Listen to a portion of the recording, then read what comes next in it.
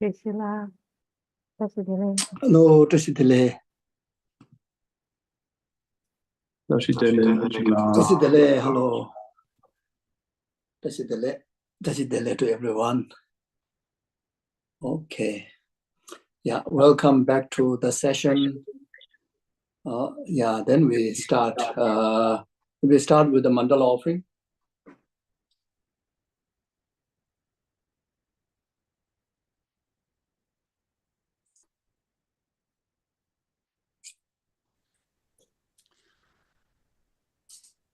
Ki chu chi me to jamri ra ping shi ni de kien pa di sangye shi hindu mi de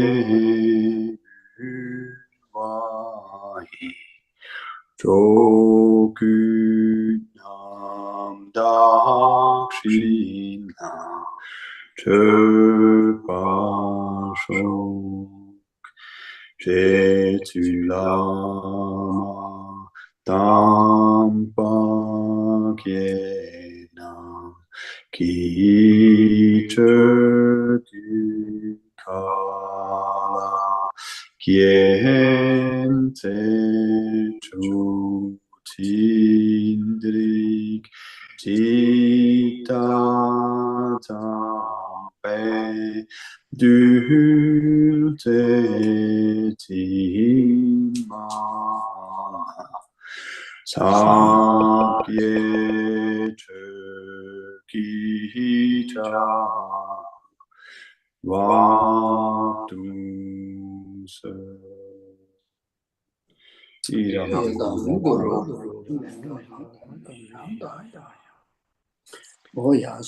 So refuge in Guru Buddha Dhamma Sangha and generate altruistic motivation to make your time most meaningful.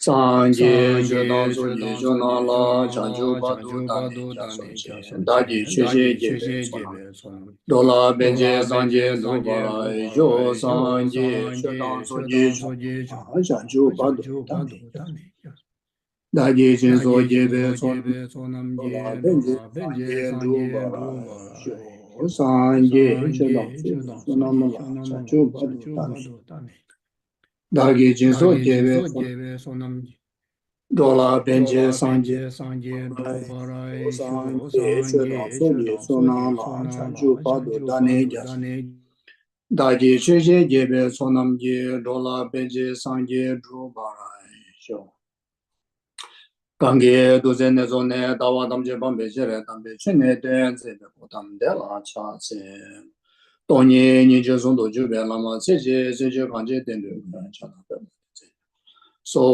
Devso Da Yu Jinje. Thank you. So before we do question and answer, I thought to do some reading first from where we stopped yesterday. And we are on the subject on Guru devotion, relying on the Guru, which is the root of the path. And yesterday we briefly discussed about the characteristic of the qualified Guru. How to find or figure it out someone as a perfect Mayani Guru on the basis of defining those necessary, qualities. Then today here, to talk about not only in order to actualize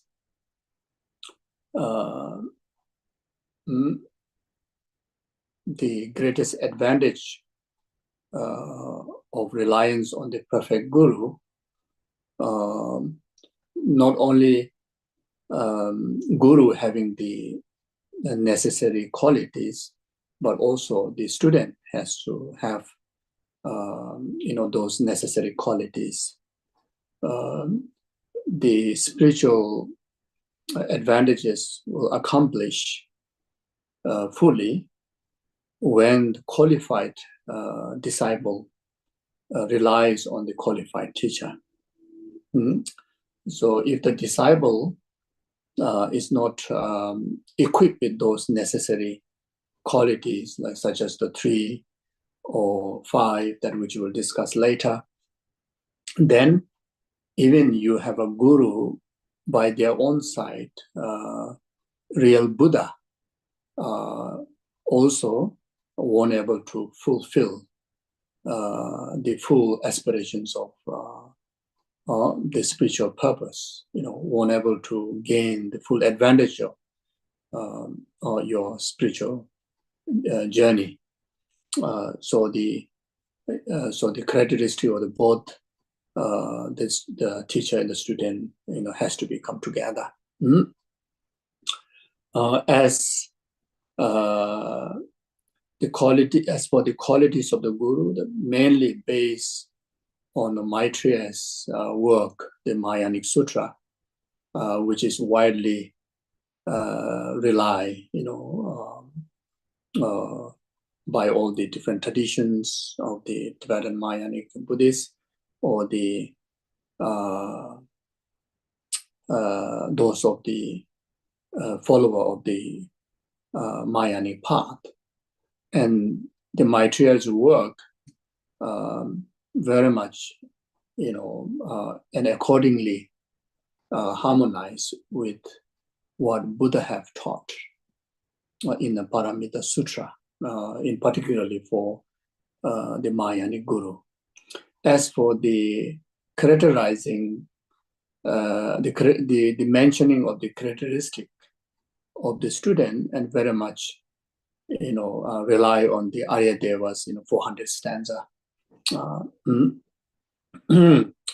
So here it says, characteristic of the one who relies, the student. From Aryadeva's 400 stanza, it says, a suitable vessel listener is said to be impartial, intelligent, and interested. The teacher's quality do not appear otherwise, and nor do those of the person who listened, as mentioned before, like that. So here, the three main qualities are mentioned here. Minimum, this 3 quality has to be there. The first one is, being suitable. The first one is, someone who has the mind of impartial. In certain translation, mention about non-partisan. It's a similar thing. In Tibetan, it goes surne. Even though there's a direct meaning illustrated by Lama Tsongkhapa here, but for the the summary, or for easy to grasp what exactly is meaning, the meaning of the impartial mind here, or non-partisan mind here, is meaning you have a clear direction without the bias, or without the bias of relying on your own ordinary mind's pursuit, ordinary mind's objective. Our ordinary mind's pursuit and objective is worldly concern. So if we have this partial attitude, very much trusting our own ordinary thinking, ordinary wanting. Even when we pursue the Dharma, then we will pursue the Dharma for worldly purpose. We will pursue the Dharma for temporary benefits. We won't pursue the Dharma for the purpose of Dharma. The purpose of Dharma is liberation, for enlightenment, especially for the students of Lamrim. The ultimate purpose of the Dharma is for full enlightenment for the benefit of numberless sentient beings. So you need to use the clear mind. Here's a non-partial meaning clear mind, not citing to your own interests. You have to have a clear purpose, with the honest mind, with the real purpose, real clarity about why you rely on the Guru, why you establish Guru-disciple relationship, why you took refuge, why you enter into the Mayanic path, why you want to take Bodhisattva precepts, why you want to take initiation, why you want to do retreat, why you want to be Sangha, so the purpose of all this matter is for your liberation, for freedom from the worldly concern, the freedom from the worldly purpose, freedom from the temporary purpose. It has to be a purpose of full enlightenment, and that is called non-partial mind. So in order to be a qualified student, your motivation pursuing Dharma has to be for enlightenment. That has to happen. Without that, then in the name of Dharma, you may pursue samsara. In the name of Dharma, you may waste your time committing karma for samsara instead of committing meritorious deeds, meritorious virtue for enlightenment, for liberation. If this quality is not intact, when you rely on the Guru, you rely on the Guru for worldly purpose. You don't pursue for real Dharma. You don't pursue for real instruction of Dharma. You just simply ask for observations. How to be rich, how to be healthy, how to have long life. And how to increase wealth. Many of us do that, isn't it? If we are not careful, we may fall into that category. You see, then we receive initiation. When we receive long life initiation, White Tara initiation, Amitayu initiation, Namjama initiation, if our motivation not careful, we may pursue that for long life. We may not think about enlightenment. When we receive medicine Buddha initiation, we may not have this quality in our heart. We may receive medicine Buddha initiation for good health, and which is wrong.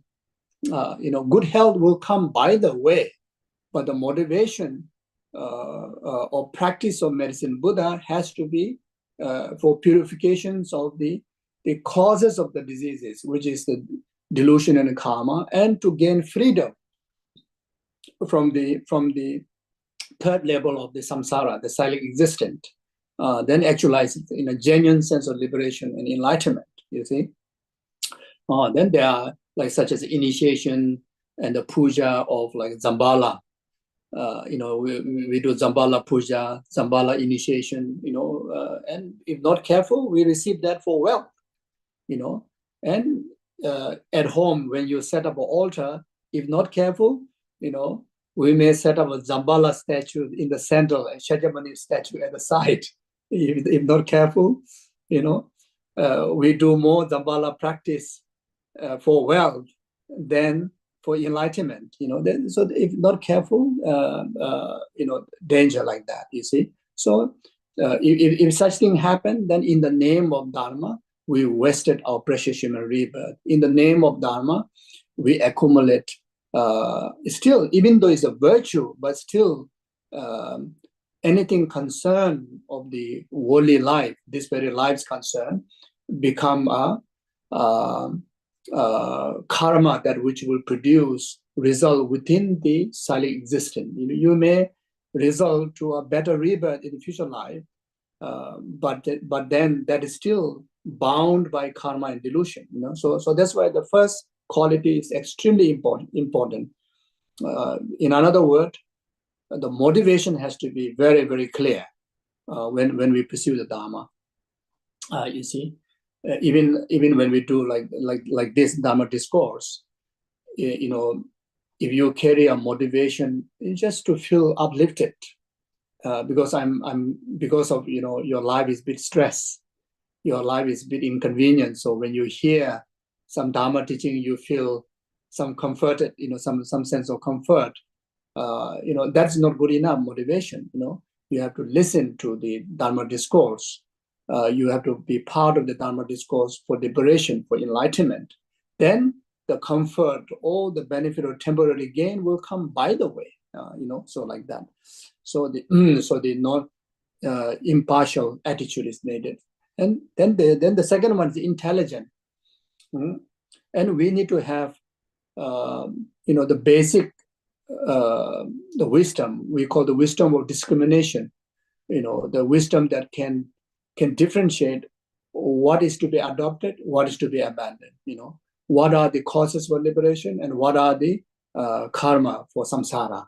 We need to have a basic knowledge about that. When someone who is aspiring for true Dharma, then you need to have a basic wisdom of the basic wisdom of understanding limitations of such as the 10 non-virtuous actions, and the advantage of the 10 virtuous actions, minimum. Then when you're seriously practicing Dharma, then very much even from the very beginning, that you have an idea about what is true Dharma, and what is the worldly Dharma. The true Dharma are anything that encourage, inspire, lead, transform for the purpose of being free from the 6 realms, karma and delusion. So anything that boosts our delusion, anything that enhance accumulating negativities, karma, then those are worldly Dharma. You see, so the basic intelligence needed. Then on top of that, the third quality, interest. Some translation also mention about diligent effort. You need a joyous effort to consistently, to practice, persistently to practice. You see, even you have a good motivation, but you don't have an intelligence, then you may follow wrong teaching, you may follow the wrong path, wrong instruction, wrong mistaken instruction by mistaken speakers. Then even you have a good motivation, intelligent, but then plus you have received the correct Dharma instruction, you meet a qualified guru, you meet a complete Dharma, but if you don't practice persistently, then you won't gain the realization or the benefit of the practice. You see, so these 3 qualities needed. So a student with these 3 quality, then relying on the qualified Mayanic guru, who minimum carry, the 3 qualities, pure morality, pure, someone who really has ability to, discipline or control their emotions, such as, good concentration, good mindfulness. Then someone who is selfless, who genuinely see the limitations of self-grasping, and if you rely on such a guru, then on top of that, someone who is loving, compassionate, and genuinely providing Dharma to you, then these two qualified guru and qualified student meet, then enlightenment can be just on the tip of your hand, or tip of your finger, like that. Okay, so now Lama Tsongkhapa said, as the commentary says, someone endowed with the three characteristics is a suitable vessel for hearing the teaching. If all three are complete, the excellent qualities of the Dharma teacher appear as excellent quality and do not appear as a fault. Yeah, so if you don't have a proper these three qualities, and there's even danger to see faults, interpret wrongly of the correct Dharma, see faults in even enlightened by his or her side as a Buddha, then you may get distracted to pursue wrong path, like that. Like a Devadatta, is a Devadatta. Devadatta, very much all these three qualities are not there, even though he was physically with enlightened guru like Shakyamuni Buddha. He only see faults in Shakyamuni Buddha. He only hear wrong message from Shakyamuni Buddha. All the inspirational doings of Shakyamuni Buddha, for Devadatta, see everything is wrong. When Shakyamuni Buddha being very nice, very kind, very accessible to the disciple, Devadatta tells Shakyamuni Buddha, you're flattering, to gather the group, gather disciples, and he teach about love and compassion. He teach about the practice of generosity, etc., the sixth perfection. Then Devadatta tells Shakyamuni Buddha, you are cheating your disciples. You are cheating your students with these sweet words. Then he pursue the total opposite trainings. Whatever Shakyamuni Buddha say, he do opposite way. So if the student is not carrying the good those mentioned qualities, such dangers. What do you mean here? Okay, so now I read. Not only that, the excellent qualities of the listener also appear as excellent qualities to himself and do not appear as a faults. If the characteristic of the suitable vessels are not complete, the listener, under the power of his or her fault, will classify even a very pure and virtuous Dharma teacher among those who have faults. And they will perceive the teacher's faults as qualities. You see, so under your own negative habitual, you will define, pure teacher having a faults, like exactly as mentioned before, like Devadatta, because of you have your own faults that reflect on the teacher who's by himself is a Buddha, and still see this is his quality, this is his characteristics of all those faults,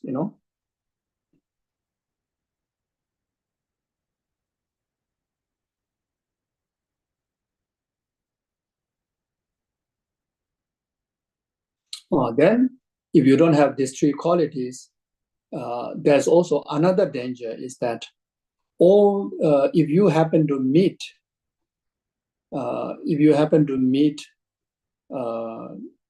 false teacher, if you happen to meet a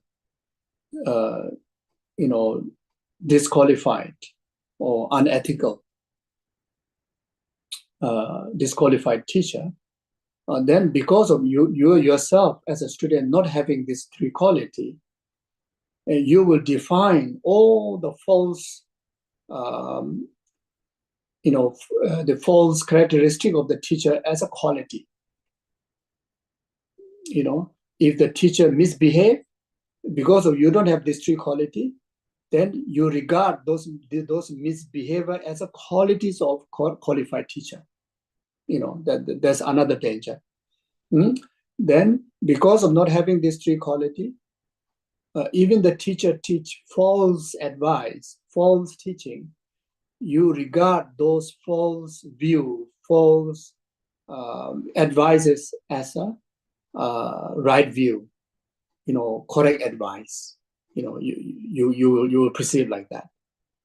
And because of not having this quality in yourself as a student, then you will diligently, pursue and practice, live in the practice of wrong path.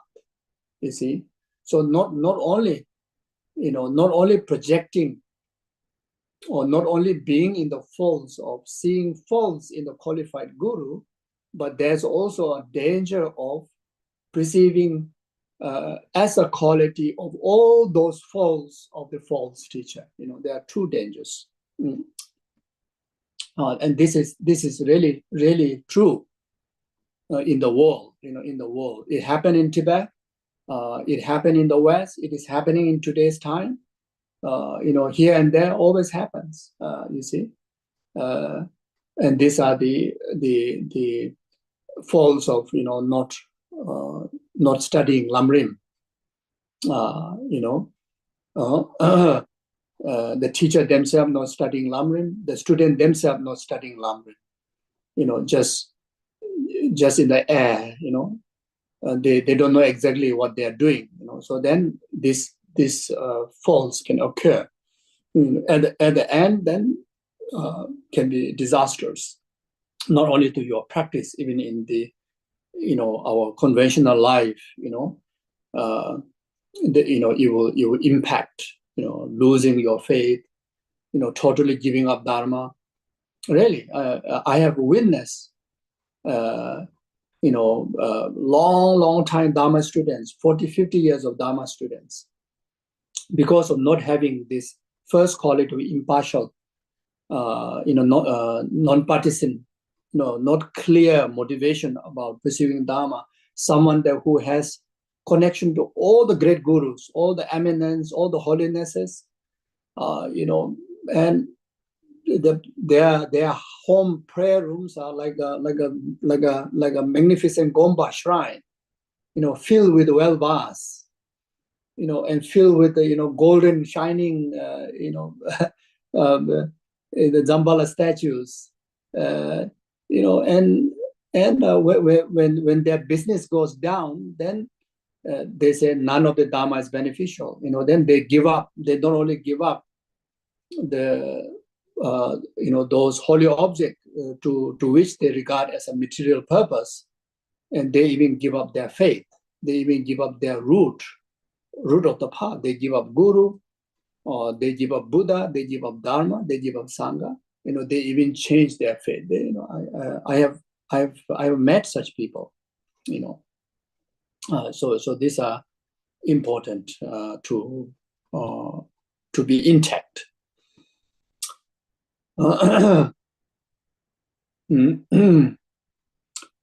Once you taking refuge in Guru, Buddha, Dharma, Sangha, you have to be the most stubborn person, in a good way. Have to be a most stubborn person. Nothing can sway your faith, your direction, your refuge. Not by material crisis, not by even a death, not by spirits, and no question about by the conventional distractions. You have to be very hard-headed, like that. But that is not just comes in your way that I want to be hard-headed. Not like that. With those qualities are intact, then you become stable. We call having the irresistible faith. It's very, very stable faith. Is necessary. Okay, So it is just as Baba Viveka says in his Essence of the Middle Way. While the mind is tormented by bias, one will never realize peace. Like that. So Lama Tsongkhapa said, to be biased means to be attached to one's own approach and averse to the other's approach. One's own approach is what? The worldly concern, the samsaric way of thinking, our ordinary way of thinking. Aversing to others' approach. Others here refer to the such as Buddhas, such as your gurus, and their qualities, their teachings, their examples, their guidance, So if you don't have, to be biased means to be attached to one's own approach, averse to others' approaches. On discovering something like this in your own mind, you should discard it.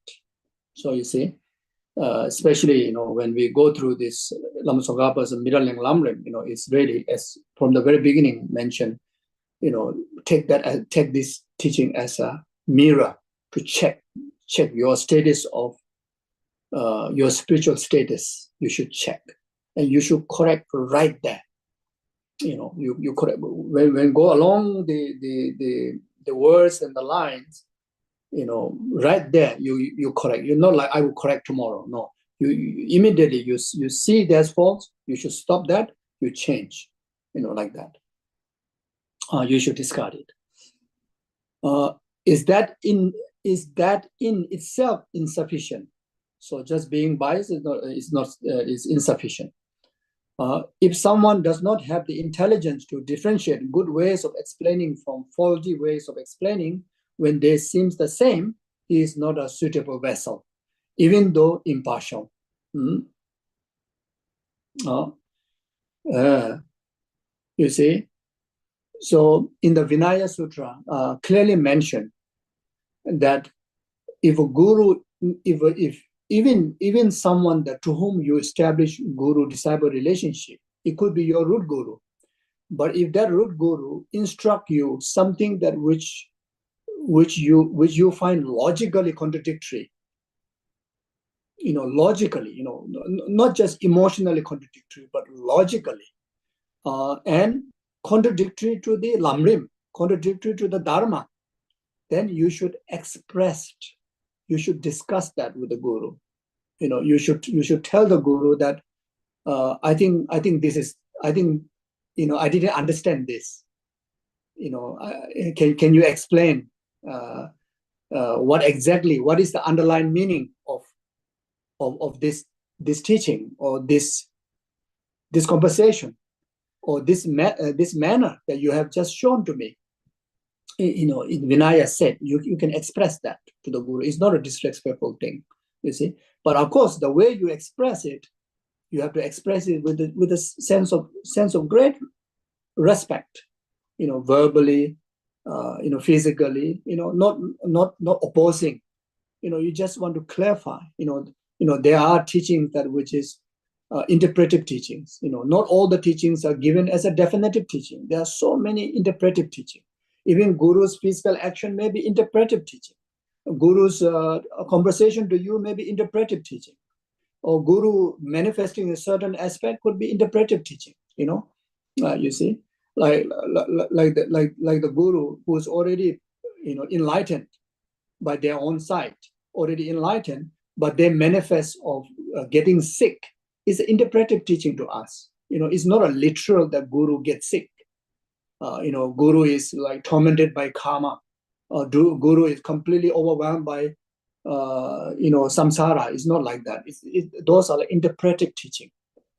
You have to know that, as long as you carry contaminated aggregates and as long as you are born as a human body, then you are subjected aging, sickness, death. So therefore, in order to overcome that, then you should practice Dharma. This is interpretive teaching. You don't feel pitiful that Guru got sick. Guru is not suffering. Guru is just interpreting the teaching, illustrating the teaching of samsara to you. You have to understand that, like that.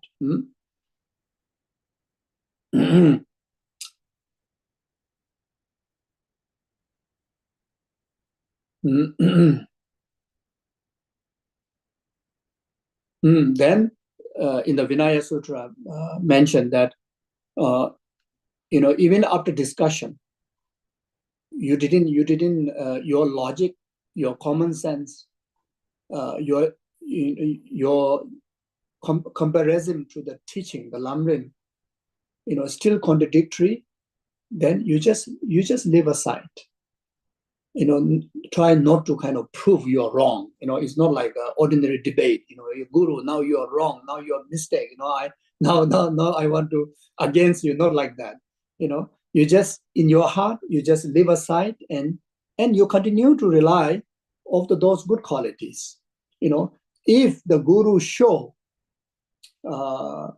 certain inappropriate actions physically, then you should go away physically from that guru's environment, and that is also a skillful way to not to commit a karma. Once you have rely on the guru, once you already establish guru-disciple relationship, and that guru is forever your guru.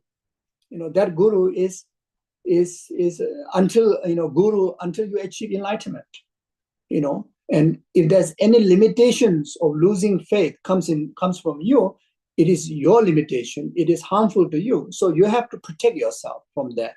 So, but then again, if the guru from his or her side being ordinary and showing ordinariness, plus showing certain aspect of inappropriate physical actions, then physically you should avoid. You should go away. But that doesn't mean you give up all the wise teachings. You just give up. You just make that boundary. And whatever the inappropriate talks, advice, whatever, you just delete from your heart, but you don't delete the guru. You see, you still see that guru as a Buddha, and you interpret. Okay, that is the teaching that I shouldn't behave like that. But physically, there's still a danger, being together. Then physically, you should escape. You should go away. If it's to do with the verbal conversation, then you should stop communicating with the guru, verbally, either with the phone or conversation. You should stop it. If that disturb your emotion, if that disturb your practice, but that doesn't mean you give up the guru, like that. So these are in accordance with the teaching that we can practice like that, With one misunderstanding, then you give up the guru is our mistake, So that's why yesterday I talked about the three characteristic, the guru who appear in an ordinary person, in order to fulfill our spiritual benefit, the three things that need to remember that that Buddha Vajradhara himself prophesied that I will manifest in the ordinary person guru's form. Well, then secondly, that guru still did perform the deeds of the Buddhas, turning the wheel of Dharma. You see, even though this particular moment something went wrong, but then whatever good quality that you have in the past is by the kindness of this guru. Or there are many qualities. If you have many gurus, maybe there are many qualities. It's by the kindness of this guru. You still, that is the deeds of the Buddha that blessed to you, through this guru, isn't it? Now the third one, then you see, the third one, the most important one is that because of myself, not purified,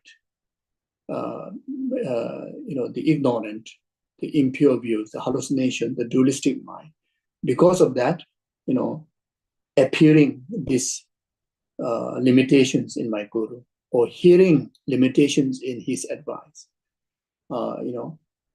seeing wrongdoings in the guru is very much reflecting my own limitations, but practically, physically, you move away, from that environment like that. In that way, then, you will never have there won't be any opportunity to break the samaya with a guru.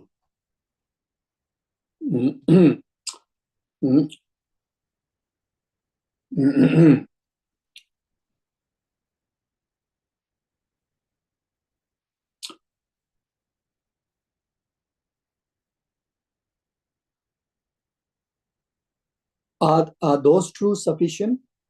Even if one has both impartiality and intelligence, someone who is just like one of those listening to the Dharma in the liveless painting is not a suitable vessel. Therefore, you also need to have the strong interest. Chandrakirti's commentary, in the Four Understands, stated that first, respect for the Dharma and the expounder of the Dharma, and second, an attentive mind are added, so that 5 characteristics are so forth. So on top of the three characteristics that Ayadeva mentioned, then you add another 2 characteristics. The always be mindful, to be respectful for the dharma that you're learning, you're practicing, and always be mindful of being respectful, physically, verbally, in thoughts to the teacher, who expounded the Dharma. Then the 5th one is not to forget, be attentive. So attentive can be understood when you are listening to the teaching. Be attentive. Attentive in the sense that whatever Guru says, you try to be attentive to receive instruction to liberation, instruction to enlightenment.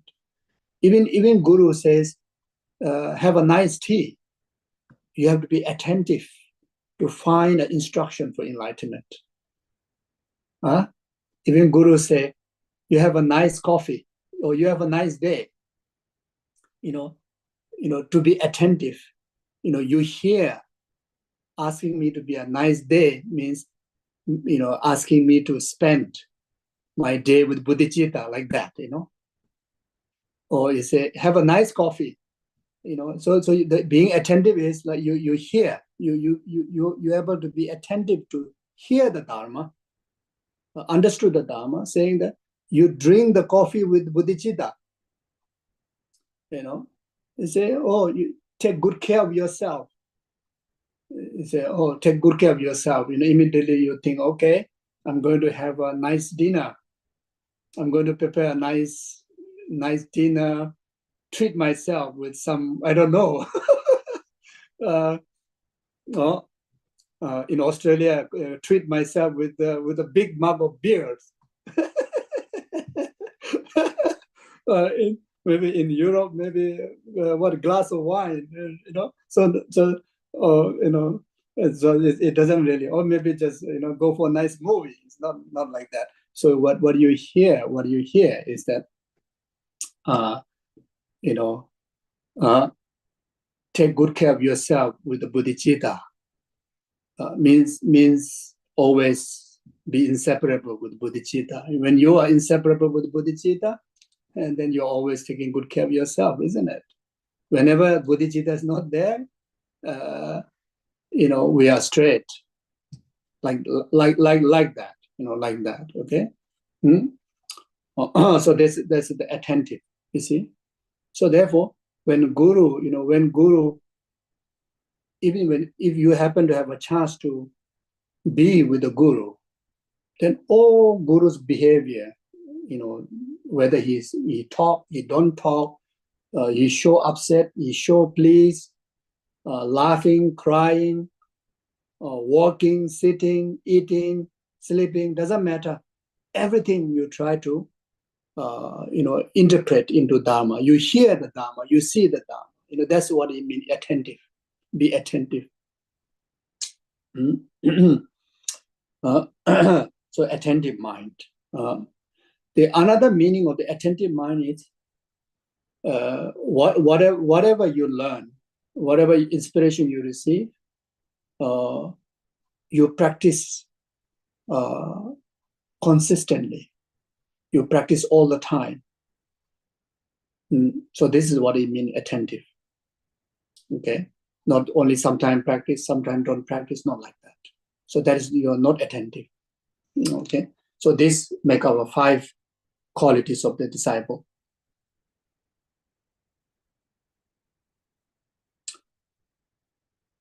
That being so, we can categorize this into 4: strong interest in the Dharma,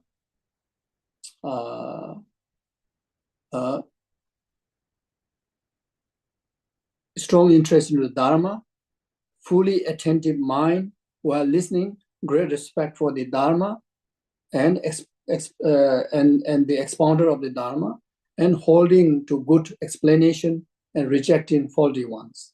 You can also have those kind of like 4 kind of qualities. You can understand that way also. Intelligent is the conducive circumstances for those 4. So from that perspective, then intelligent is the conducive circumstances for those 4. When you pursue the Dharma, then the discriminative, the wisdom, it becomes conducive circumstances. It's very helpful conditions. Impartiality is what eliminate adverse circumstances.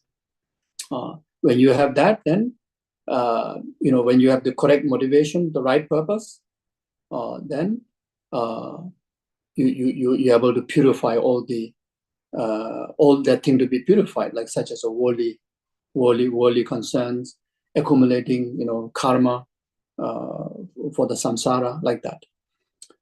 Examine whether all the qualities that would make you suitable to guide by the Guru are complete, and cultivate joy if they are. This we have to think ourselves. Do I have all this quality or not? If you think that you have, you should rejoice. You should feel, wow, I'm so lucky, so wonderful. Then you continue to develop even more intense. If not, then whatever is not there, qualities, you should add. If they are not complete, then strive to create the causes for this completion before your life is over. This precious human life is just very much like a once achieved. You have all the opportunity to even actualize Buddhahood by relying on the qualified Guru. You see, and you have met the complete Dharma. Even the 1,000 fortunate Buddhas come to turn the wheel of Dharma. Not all the Buddhas, give complete Dharma. There's certain time have a sutra, no tantra. Certain time have a tantra, there's no sutra, like that. So this period of time, our lifetime, we have access to qualified Mayani Guru. We have intact, conducive conditions from our side, the freedoms, endowments. Then we also meet the complete Dharma. So therefore, these qualities of the qualified student is must actualize, before we before we leave this precious human condition. In other lifetime, really, most of the other lifetime, we may have one, we may not have other one. It's so difficult to have a complete inner and outer conducive condition like what we have this life. So that's why I say before your life is over, must strive it. Or the way to rely now, the practice, the way to rely after you find a qualified Guru, after intake of your you as a followers quality, then now how to rely? Thus, someone endowed with the characteristic of suitable vessel should examine, as explained above, whether a teacher has the necessary characteristic, and if so, receive the kindness of the Dharma from him. You see, now, receive the kindness of Dharma from him. After you found that yourself is qualified student, you also found qualified teacher. Now you strive for the Dharma kindness, the kindness of the Dharma. So now this meaning, then the way you receive the Dharma teaching should be different way, not like in the past, as a still searching for the right guru, and searching for the right path, and the way, the platform where you search the right guru, where you develop these right qualities of the student, and searching for the right path, is through the Dharma discourses, through the Dharma interaction, like through the Dharma lectures, attending Dharma courses, Dharma events, especially listening to the commentaries, teaching, maybe day after day, week after week, year after year, even may take until you come to a certainty of the 5 qualities or the 3 qualities that Ayadeva emphasized to have for us, and the 10, if not 5, if not 3 qualities that Maitreya stated for the teacher. Until you are certainty about both yourself and teacher, even it takes 10, 20, 30 years, you continue to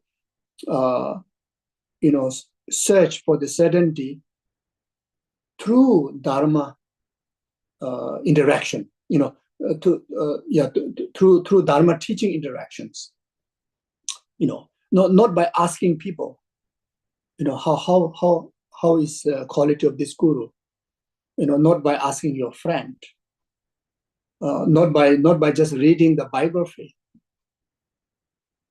by interacting in Dharma discourse, especially Dharma teaching, explanation, or being around that teacher, like some Dharma events. It could be a Dharma journey, maybe like maybe like this day you can say pilgrimage, spend time with that particular teacher, during the pilgrimage time. There you can observe that particular person, possibility of your future guru.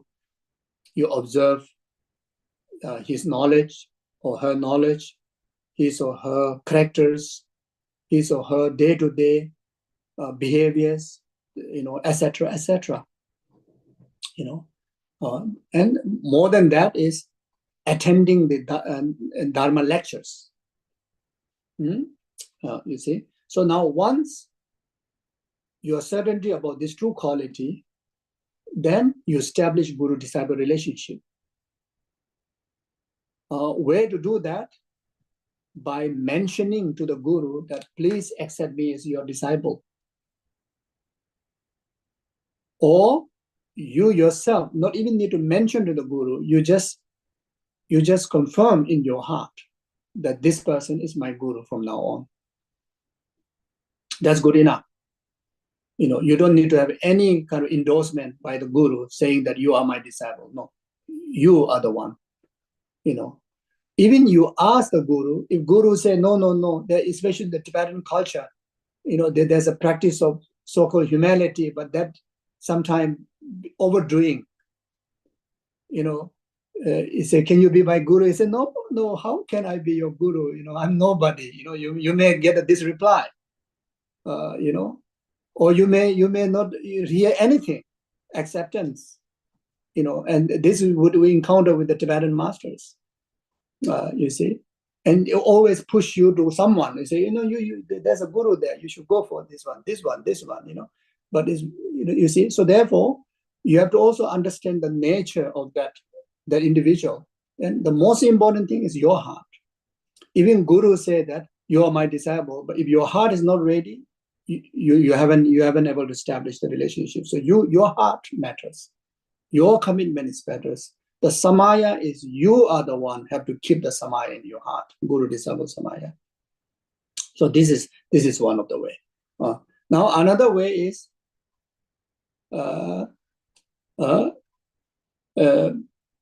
by receiving vows, like such as refuge vows, lay vows, 5 lay vows, even a Mayana precepts. But it's not necessarily whenever you receive refuge vow, whenever you receive lay vows, whenever you receive Mayana precepts, not necessarily that will tie as this true person as a guru disciple. It's not necessary.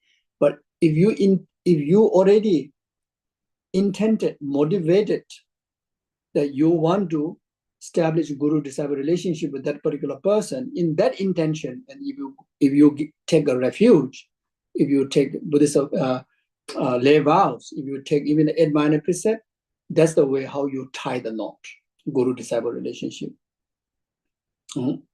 Now the other way is to receive oral transmission. Again, a similar way. Not necessarily whenever you receive oral transmission, not necessarily able to establish guru disciple relationship. Just receiving commentary, not necessarily establish guru disciple relationship. You see, just receiving instruction, not necessarily establish guru disciple relationship. But with the heart, with the motivation of want to regard that person as your guru and to tie the knot, then receive even one commentary or one word of the Dharma. Receive oral transmission of one letter of the Dharma, even syllable or even just receive one single word of instruction, yes and no. This will create auspiciousness to tie the knot of guru disciple. So very much depend on your heart, like that.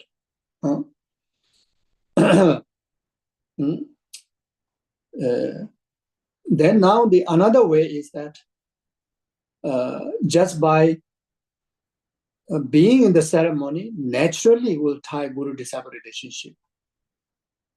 Even you are not prepared, as long as you commit to the ceremony, like such as taking of vows, like a monastic vows, or like such as preordination vows, novice vows, fully ordination vows. Then Bodhisattva vows, tantric vows, initiation. You tie the knot. You see. But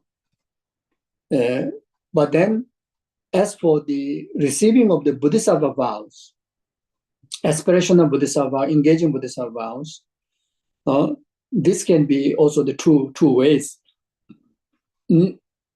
If the preceptor themselves motivate, just be a facilitator to the precept, and from the student side also, just for that ceremonial purpose only, then you receive Bodhisattva vow, then that doesn't tie the guru disciple relationship. But then again, if you intended, to regard as a guru, then when you receive Bodhisattva vow, even an aspiration of Bodhisattva vow, that tie the knot of guru disciple relationship. Then if you receive Bodhisattva vow through the initiation, then that naturally tie the guru disciple relationship. Because during high Sukhitandri initiation, you receive Bodhisattva vow. So just receiving that, then even you don't have motivation, that tie the guru disciple knots. So there are a few differences like that. Then so then there's another way is that which is very rare. the guru through clairvoyance or through through certain kind of sign that which establish as a valid to the guru, then noticing the ripened disciples, then finger pointing, oh, you are my disciple, I take you as my disciple, So this is very rare, but it happens, very rare. So guru choose, you are not ready, you never have intention, but then guru says, you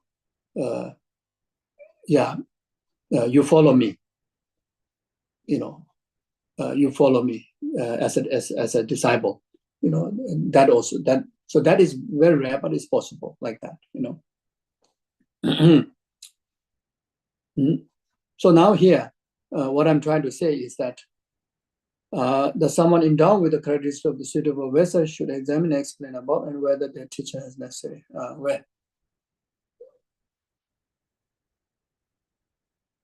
Necessary characteristics. If so, receive the kindness of the Dharma from him. Now, once you establish guru-disciple relationship, and the whole purpose is to receive the kindness of the Dharma. The whole purpose to rely on the guru is to receive the kindness of the Dharma. So for that, then you start to receive order transmissions, you start to receive advice, you start to receive commentaries, you start to receive vows, you start to receive initiations, and you take all the good conduct of the guru as a guideline for you. You also to become just like the guru, So this is what it means, After you establish guru-disciple relationship, then bye-bye, then it doesn't work.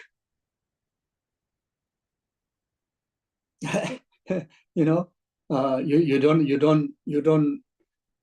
go after the teaching.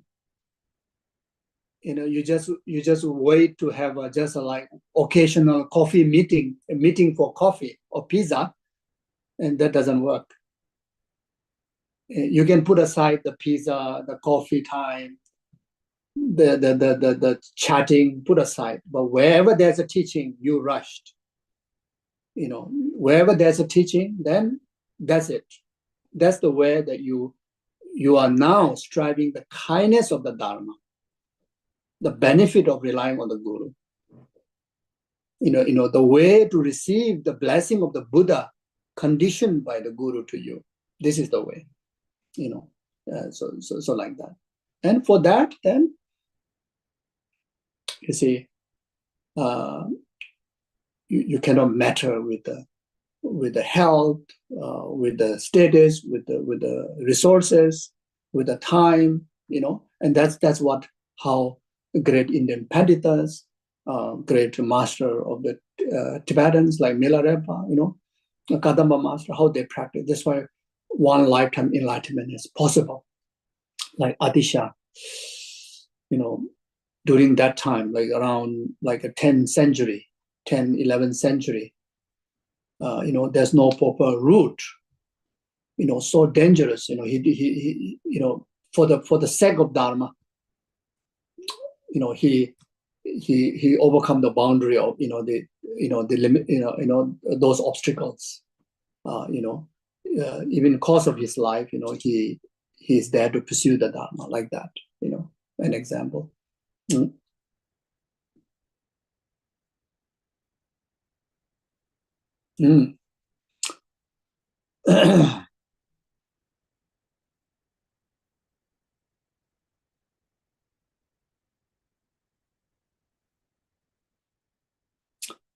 As for the way to rely on the spiritual teacher from whom, in general, you receive the kindness of the Dharma, and who, in particular, guides your mind well by means of perfectly complete instruction.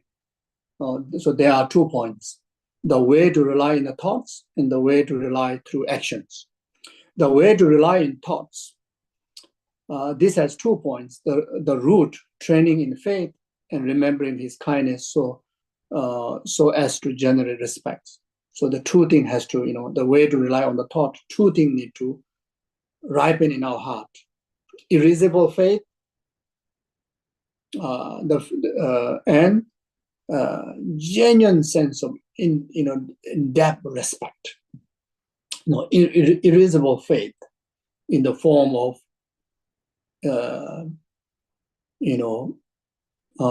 only seeing, the faith of only seeing the qualities in the Guru. Only seeing, in the qualities, the faith of admiring the Guru, always admiring, because you know how to pay attention. As we discussed, you have this quality because you know how to pay attention to the Guru's body, speech, and mind. Now naturally will generate the faith of seeing only positivities in the Guru. Everything as a teaching, like open book teaching, from the Guru. Everything is inspirational, like that. Even Guru scold you, you feel inspired, So that's how, if Guru scold you, you see, you felt that Guru is so kind to me. I think Guru saw that I have some, unknown, unspecified, secret obstacles. So Guru, throw a powerful mantra to me, a powerful deity mantra to me to dispel all these hindrances. When Guru scold you, you feel wow. But then that doesn't mean that you only expect Guru will scold me. Not like that. When Guru don't scold you, you say, I think seems like I have no obstacles. I have no hidden obstacles. I have no hidden obstacles. So, but then when Guru scold you, you say, oh, that's most powerful mantra that I just received. Yeah, now I have no worries. Like unseen obstacles are purified. Like that. Okay. So nowadays, of course, no question about Guru discipline you weeping. No. Otherwise, Guru will be sued. The Guru even cannot bless properly to the disciple's heart. That was their job was suing. And, the disciple don't have these qualities, then you touch the Guru, you bless the traditional way, Guru will be sued. Guru get into big trouble. So, but in the past, when the disciple, the ripened disciple with the quality, even in our time, even though I'm not saying I'm ripened disciple, we got so many beatings. we got so many beatings from Guru. So many mala marks, mala marks.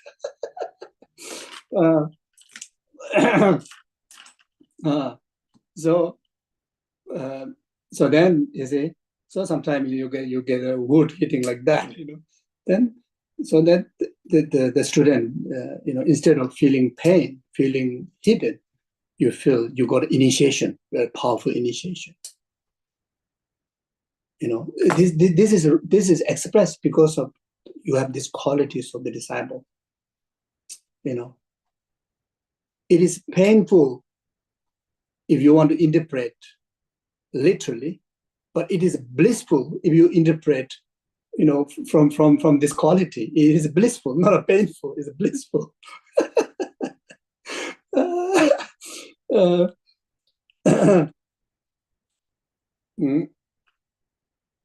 Then in the past, many disciples get a slap by the Guru.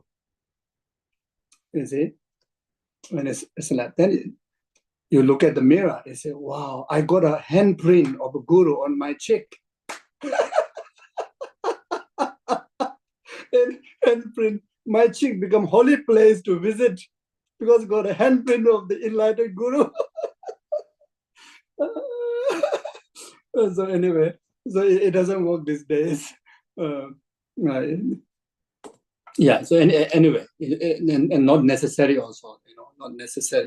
Not necessary also like that. Yeah. So anyway, so then the faith that always wish to achieve all the qualities the Guru has. And then you strive that, you train your speech, your way of thinking. You try to train your mind through the basis of this faith. One of the faith is to be just like the Guru, striving to be just like him or her, like that. But for that, just wishing is not good enough. You have to train your body, speech, and mind, isn't it? You have to think like the way how the Guru think, behave like the way how the Guru behave. If someone say you behave like your Guru, is a huge complimentary. If people don't understand, then you say, oh, you're imitating your Guru. It's not right. You behave like your Guru. There's something is wrong with this person. There's a fault of that person. So like that. Then another faith is faith of conviction. Trusting, believing in the Guru. Very important. There's three types of faith. Trusting.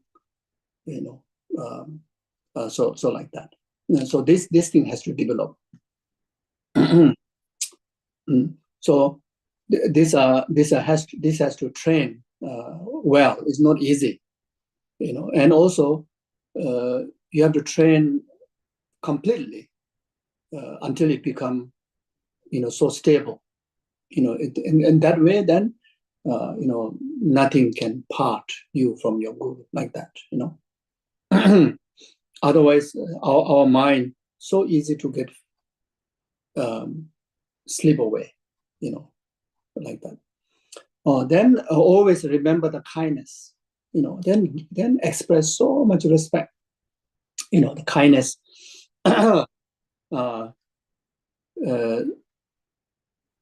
In very much like in the darkest period, in the darkest night, someone brought a light lamp for you, to see the way out. We are completely bound by karma and delusion. We are in the position of going through all the three types of suffering of pain, suffering of change, pervasive compounded suffering. And not only that, we are in the position that we are experiencing the past karmic result. We are experiencing new karma right now. We also accumulating abundance of karma for future sufferings. That much heavy darkness we are in. And the Guru, bring about the clear guidance how to get out, which is the lamp on the path, or the Dharma, the Dharma, Dharma, like that. You see? So what can be, what can maybe more kinder than that, isn't it?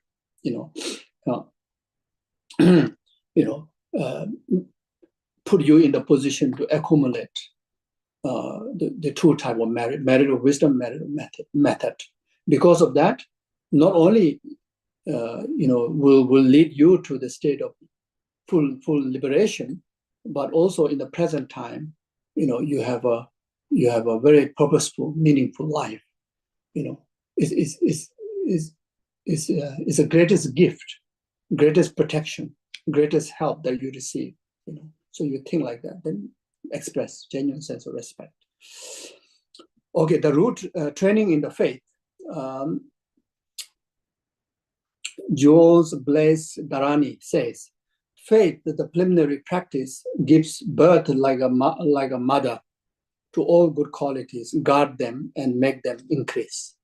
Lama Tsongkhapa said, this says that faith gives birth to excellent qualities that have not yet arisen. And once they have come into existence, it remains and increase them.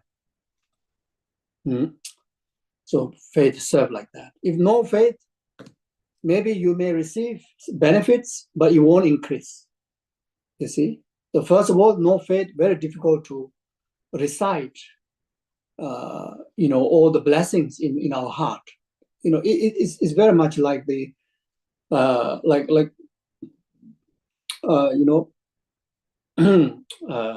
like a container where you can hold the nectar,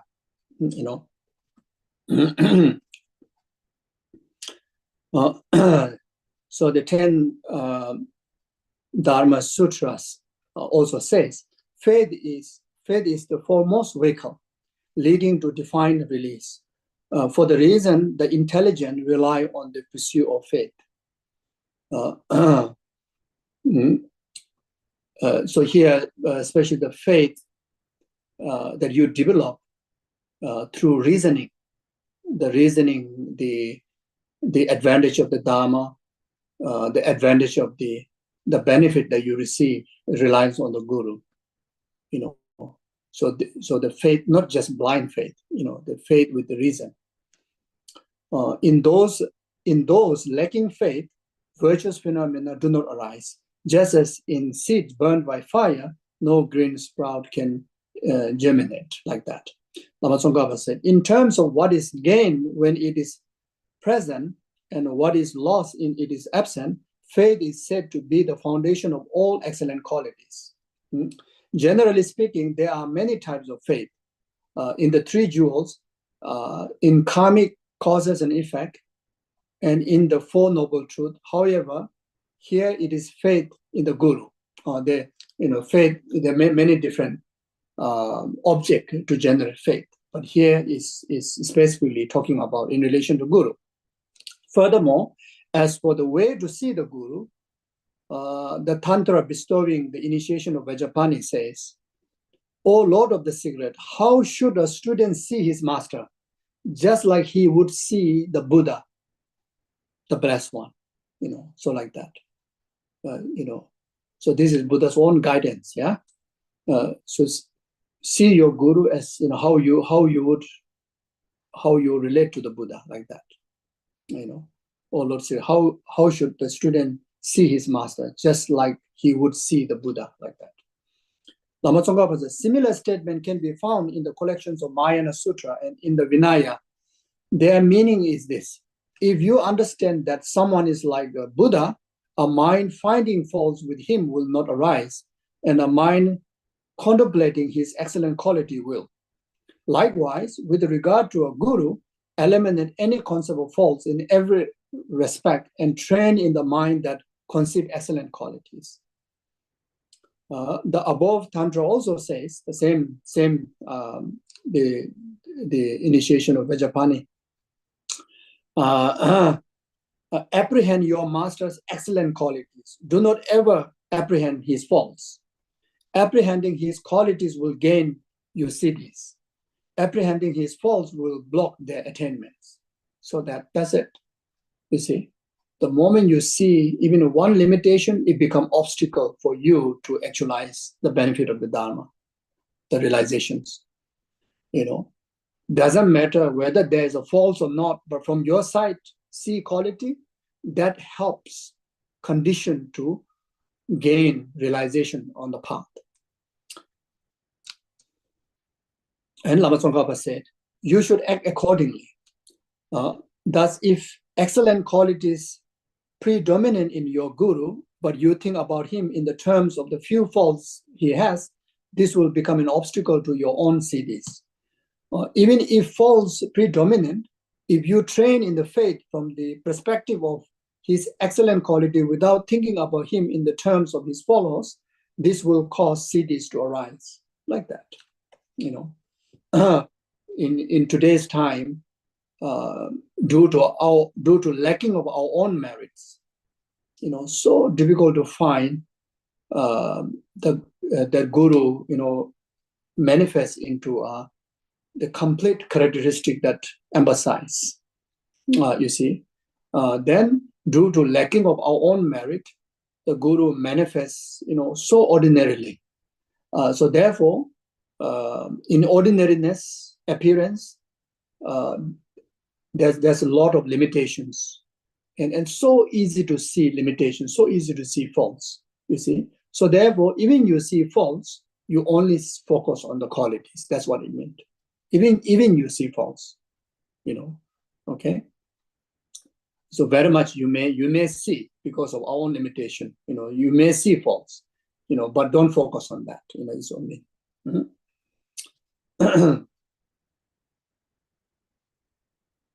When it comes to your own Guru, whether his flaws are great or small, contemplate the faults of thinking about him in those terms. Repeatedly generate the mind to eliminate this and make it stop like that. If concept of faults arise due to carelessness, acute affliction, and so forth, apply yourself to confession and restraint. If in case, even one moment, just due to distraction, due to influence of maybe others' words, others' perceptions, due to influence of maybe certain inconvenience that you're going on in your own situation, then you happen to see limitation in the Guru, even the slightest one moment, even the slightest also fault, immediately, do a confession, immediately restrain it, through four opponent powers, through Vajrasattva practice, just simply, even just one mantra is Om Vajrasattva Hum. It's just say like Om Vajrasattva Hum. How can I have this kind of mindset? Even little, even slightest kind of limitation you arise in your mind towards your Guru, immediately confess it. Like it's like, oh Buddha, Om Vajrasattva Hum. How can possible like that? Then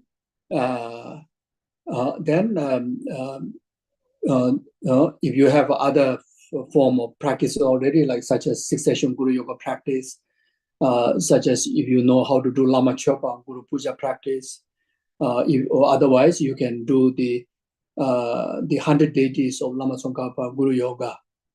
If not, at least do Mixema, the Lama Tsongkhapa, the 4 or the 5 line Lama Tsongkhapa prayer.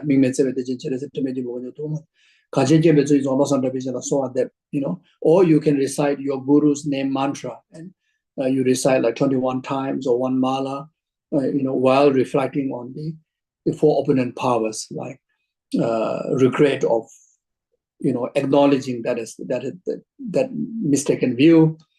Then you feel the absolute presence of your Guru, right within you or in front of you also, like everywhere there's a Guru. Then recite and meditate on 4 opponent power, recite Vaishnava mantra, Guru's mantra, etc. Then make a firm commitment that I will never allow from now on, to generate such kind of long view, such kind of mistaken thoughts. This is our most important. Okay, this is our most important, to keep pure intake of samaya with the Guru is our most important to succeed in our spiritual practice, to realization on the stages of the path. Whatever practices that you wish to achieve, the number one, our most important samaya is the samaya in relation to Guru. Even one moment, you see, that is inseparable of your mind with the Guru. The moment you have awareness, your Guru is always there, like the inner Guru, inseparable. Then on top of that, seeing the qualities of the Buddha, that will boost, your spiritual immune system, to quickly realize the realization of the stages of path. That's our most important. It is also very obvious in our conventional world, like in the monasteries, in the societies, in the lay practitioners, in Himalayas, in Tibet, even in the West. How successful the disciple become, very much you can define, their reliance on their Guru, their service to their Guru. It's very obvious. There are many examples that is illustrated in the past, like such as like Shunu Norsang, like that. There are many examples. Shunu Norsang, the Sudana, is a great story that always told in the sutra. I think the Katamba Geshe, Chekawa, Katamba Geshe, Chengawa, how they relied on their gurus, like Geshe Dromdenpa, how they rely to Lama Atisha. You see, there's a story that Lama Atisha has three disciples, three main disciples who is residing near him. One of them is, dedicated to become a meditator. So went to do meditation in the cave. And this meditator thought that among three of us, I think my realization is the highest because I have a full time to do meditation. Then another disciple is a scholar. Say, oh, this meditator don't have much knowledge. He only follow the instruction and do retreat only. Oh, I know a lot of instructions, a lot of informations. I'm a scholar, and at the same time I also practice. So maybe my realization is the higher than the meditator. Then another one is the Domdempa. Geshe Domdempa, he is attendant to the guru. He have no time to even listen when Lama Atisha giving teaching. Giving teaching to the public. He's busy preparing Lama Atisha's food, cleaning Lama Atisha's room, and he has a lot of work to take care of his Lama. There's a few cows that to gather cheese and milk, for Atisha, you see. So then he also is, especially, he's a full-time attendant. And Lama Atisha, when his time in Tibet, he's already very old, and he was often get sick, and he was attending, like cleaning the room, making Atisha's bed, cooking for him, grazing the cows, milking the cows. He have no time at all, even to sit down and do meditation, sit down and recite mantra, But one thing he have intact is pure Guru devotion, completeness service in the service to the Guru. You see, and he have this comparison heart also. So Lama Atisha, through his clairvoyance, he realized what's going on with the mind of these different disciples. So one day he called two of them, in Atisha's room together. Asked Dr. also. He said, okay, rest from your work. Okay, you sit down. He said, now today I want to declare the rank or the stages of your realization on the path. So of course the meditator says, I'm surely going to be the number one. The scholar also thinks that I'm surely going to be the number one. So Atisha says the number one, the highest realization who have achieved up to now is the Domdamba. The second one is the scholar, and the third one is the meditator, unfortunately. So this is just an example, an example, you see. The one of the reason the Guru devotion is not intact, both to the meditator and the scholar. Their heart,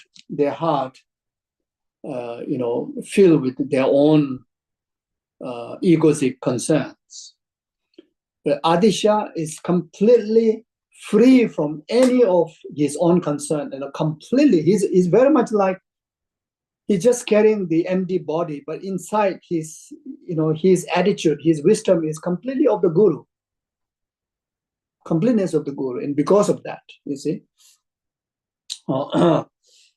Okay, so I read. If you familiarize yourself with these anecdotes accordingly, you may see that there are few faults. But since your mind focuses on excellent qualities, it will not become an obstacle to your faith. For instance, Atisha upheld the view of the Madhyamika, while Selingba upheld the view of the true Aspectarian Chittamadra, which is why, in terms of the view, one guru was higher than the other. However, the Atisha discovered the general stages of the Mayani path, the Bodhicitta relying on him. He regarded Selingba as a peerless among spiritual teacher.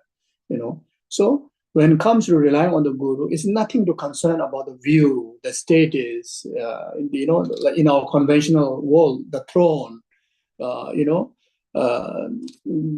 magnificentness of how they look, their size, the followers. It's totally about you and your connection to that guru. That's complete. You cannot judge your guru. Wow, my guru is so precious because he has hundreds of followers. Oh, my guru is so precious because everybody put him or her on the high throne. Oh, my guru is so precious because he looks so radiant. Oh, my guru is so precious. Or maybe he's so whatever. No, not like that. Not in that way. One example here, illustrated by Lama Tsongkhapa about Atisha and Selimba. Selimba hold lower view, philosopher view than Atisha. Atisha hold the Mahayana, Madhyamika, Pasangika Madhyamika view, the highest view, like similar like Nagarjuna. Selimba hold the third level, the Chitta Matran, even though Mahayana view, but the Chitta Matran view, which is much more lower, the philosophical view than his own disciple, But most important thing is the intact of the value of the spiritual relationship between two of them. You see, so like that. So when we relate to our guru, if you go to a certain ceremony, you find your guru is sitting at the door in the entrance there. Okay, then your friend's guru is sitting up there on the throne facing down, and you say, oh, seems like my guru is nobody. My guru is very, very small. If not careful, there's a danger of thinking like that. No, in there, your guru who is most humble right there sitting at the entrance, you should see sitting on the snow-lined throne like that. You value. There's one great master from ceramic, Ishe Tutin Rinchen. He's one of a true living Kadamba master who just a few years back, under the request of Devja Lama Subramaniya, he have gave the oral transmission of the 5 treatises in Koban Monastery. He, scholar-wise, number 1. Ritual, tantra, sutra, everything is number 1. But he is completely free of the worldly concerns. So even in the conventional, reality world, that he was asked to be the abbot of Sarame Monastery, he ran away. He ran away. Eventually later his own disciple, his own new younger disciple become an abbot. You see, and when they sit in the Gomba, his own disciple sitting on the throne and himself sitting on the floor. Like that. And because of he always stayed last, and also he tried not to have too many followers, like following him, and he most of the time disguised, very humble. So sometimes he will appear in a certain monasteries that he's sitting somewhere at the doorway. And one time I literally, again that was in Kopan, and I think during one of I don't know which Lama, maybe the Ganden throne holder or someone is offering a teaching, or maybe like long life ceremony or something like that. So that's a long time ago. That time the Geshe-la haven't given any Dharma discourse in Kopan yet. So most of the Sangha there don't know him physically. So he was sitting literally right at the doorstep there with the little monks. And, I saw, and I mean, he's like that. So anyway, it's like that everywhere, like that, so that's the greatest teaching, to gain, really to tame your heart, to really to tease your heart, how you would view this master, you see. And so in our lifetime, we may encounter like that, you see. And so, and also we search for our guru, it's not like It's not like searching gift in the shopping centers or searching food in the restaurants. Wherever more people go, you follow. As if this restaurant must be serving better food, like a McDonald's, isn't it? Like a McDonald's, serve all the unhealthy food. You will see the most people, especially newcomers, the youngsters, like rushing into McDonald's. If there's some organic kind of fresh vegetarian organic restaurant, you won't see many people. Only serious people will go there. Not many people go there. So that because of so many people going, you also go after that, and you think everything is all right. People do that, and got into mistakes. And we also cannot go because of the advertisement. Oh, there's someone is there, so many advertisements. It's not a product to sell. You cannot choose based on the advertisement. That's why, as I mentioned before, to choose the guru, the best way to choose the guru, attend the Dharma discourse and try to spend time as much as possible, to know in person, to know through the Dharma discourse year after year. You see, that's the way, not by the advertisement, not by how high throne the person sits, not how many followers that person has. You see, in today's time especially, there's a danger of like how many followers in the Instagram. Oh, maybe this guru must be great because there's so many Instagram followers, so many Facebook followers. Then we become it's equal as like a searching a product in the shopping malls and the restaurant. You see. Then what you will get a Big Mac, not so healthy one. Even you may get a big one, but not so healthy. You may get a very, very so nice, so yummy, this crispy potato chips, but not healthy. So you have to be careful. So anyway, this is important because this is a subject about reliance on the guru. This is something important. Okay. Yeah. Then remembering his kindness so as to generate the respect. The 10 Dharma Sutra says, he looked for me who has roamed in the silent existence for a long time. So true, isn't it? He awakened me from enduring obscuration and torturing ignorance. He pulled me out as I sink in the oceans of existence, silent existence. He showed good path to me, who has entered the bad one. So true. He freed me, who has been bound in the prison of silent existence. So true. He is a doctor to me, who is long tormented by illness, the illness of condemnation of karma and delusion. He is the rain cloud, drenching me, who has been blazed with the fire of attachment and the rest, like that. Then the marvelous Arya Sutra says, these are my spiritual friend, expounder of the Dharma,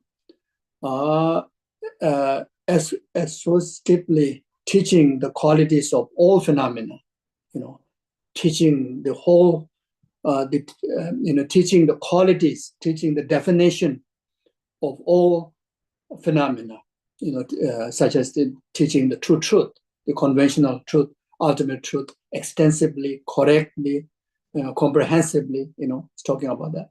And thoroughly teaching the conduct of the Bodhisattva. With this thought in mind, I have come here.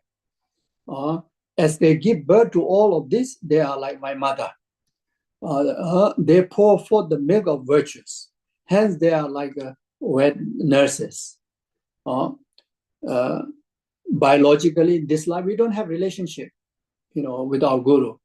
But the way how they nurture you, the way they how care for you, is in like our conventional life, really like the most beloved mother, like that, unbelievable. Just give you one example, like let's just illustrate, yeah. Many of you may experience also. when I first came into monastery at the age of 9, I was sick, very, very sick, diarrhea, vomiting, and cannot even move the body like that, 3-4 months or even 6 months like that. Then my late master, like Geshe Lama Kuncho, then the late master, Khenso Rinpoche, Lama Thondup, I was staying in their living area. Two of them, they had no biological relationship with me. I'm just a newcomer there, just, newcomer. They literally wipe your uncontrolled species, clean, and you bring put in their arm, bring you to shower, to the toilet, feed you with the spoon, the food, like that, not just 1 day, 2 days, like that.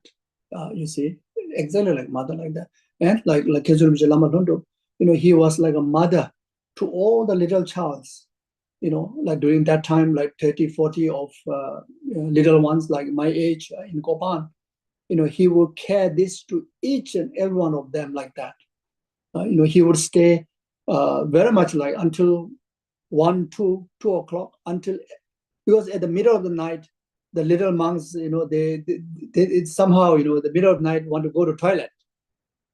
I think most of the baby does that, isn't it? I don't know. But we just middle of the night, or maybe we drink the water wrong time, I don't know. But most of our little monks, they around 12 o'clock, 1 o'clock, we go to sleep around 10, 10:30, 11 o'clock. Then around 12, 1 o'clock, want to go to toilet, but the toilet is very far.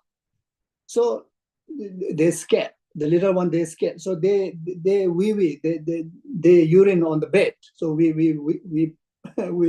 pee on the bed. You see? So he stay until 2 o'clock, or sometimes even 3 o'clock. Any kids that would need to go to toilet, so he will bring them to the toilet and bring them back and let them sleep. And of course, as a little kid, we kick our blankets out so that he have to cover the blankets to the kids. 30, 40 of us like that. You see. Then by 3 o'clock, he go back to room. Then he start his daily sadhana practice. He hardly sleep. Even if he sleep maybe like half an hour or 1 hour like that. The whole throughout the day, he meets people. He go to see every classes all the monks are doing. Their duties. Look in the kitchen. How they cook the food, etc. Then himself giving classes every single day like that. 40, 50 years like that. Unbelievable. You see. So this is how the gurus, guru does like that. Then because of that influence, when ourselves have responsibility to have a young little monks, when we were in, like myself, when we go to Sarah, I had a little kids asked to take care, and naturally, you feel that responsibility. I'm not saying that I'm good in that, but naturally, blessed by these gurus, living teaching, naturally. That's how that in a monastery happened like that. All in the monastery, the senior monks, we don't have biological relationship. They take care of the newcomers like their child, like that. You see. Okay, so I'm now distracting. I better read.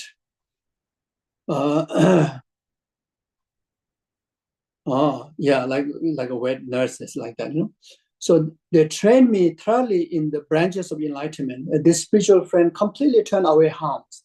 Like a doctor, they release from aging and death. Really, if we follow correctly our guru, then we don't have to worry about taking another rebirth in next life by the force of karma and delusion. That's what talking about. Then we don't have, if we don't reborn by the force of karma and delusion, then we don't have to die again, isn't it? So we will achieve immortality. We will achieve a Vajra body, Vajra life. The Lord Indra, they shower rain of nectar. Like the full moon, they enhance the white qualities. like bright sunlight, they show the way to peace. Regarding friends and foes, they are stable like a mountain. Once Guru, accept you as a disciple, even you want to cause life of him or her will not give up on you, will care for you. The responsibilities after enlightenment like that. Our sometimes even our brothers, sisters of our lifetime, our friends who call inseparable friends and partners sometimes give up on you, isn't it? But the Guru won't do that. When you find a qualified Guru, this is what happens. Then, the Guru whom that you really rely on as your root Guru is very much will present his existence in the three kindness. Three kindness in three ways, like kindness in three times, and that Guru become your root Guru. You can have many root Gurus. You can have one root Guru. You can have hundreds of root Gurus. You see, the root Guru here very much defined by someone who grant you the Dharma kindness in three ways, in three times. So the three times who's guiding you in the present time with the Dharma, who will guide you through the intermediate state, and who will guide you through the future lifetimes. You see, and this is the responsibility what you qualified Guru does. And that qualified Guru is your root Guru. Yeah. Then in the three ways, this is mainly from the Tantra. So in the Tantra, the root Guru very much defined by the kindness of the Dharma in the three ways. Who initiate you, Wang Lung, who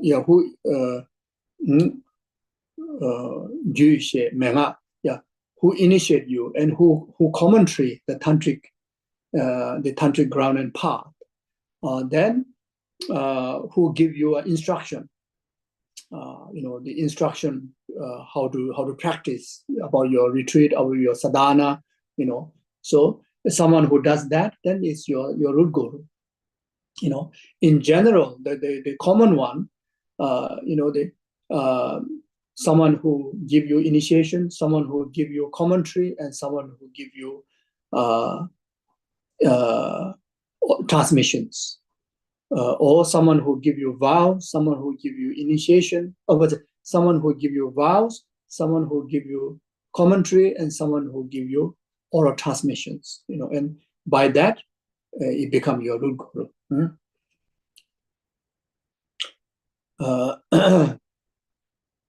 Regarding friends, for they are stable like a mountain. Their mind are undisturbed as a depth of the sea. They give perfect support. Some say like a boatman, With this in mind, I, Sudana, have come here. The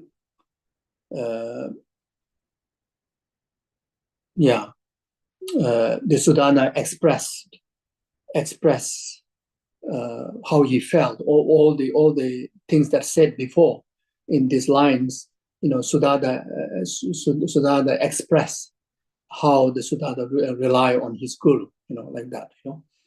Shunu Norsang, his Guru Chepa. In Tibetan, Sudana is called Shunu Norsang. Shunu Norsang, his Guru Chepa. How he relied the Guru Chepa.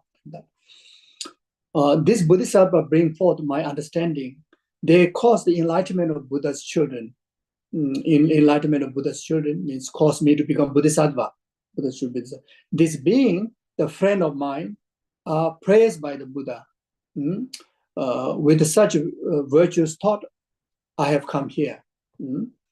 As they save the world, they are like heroes.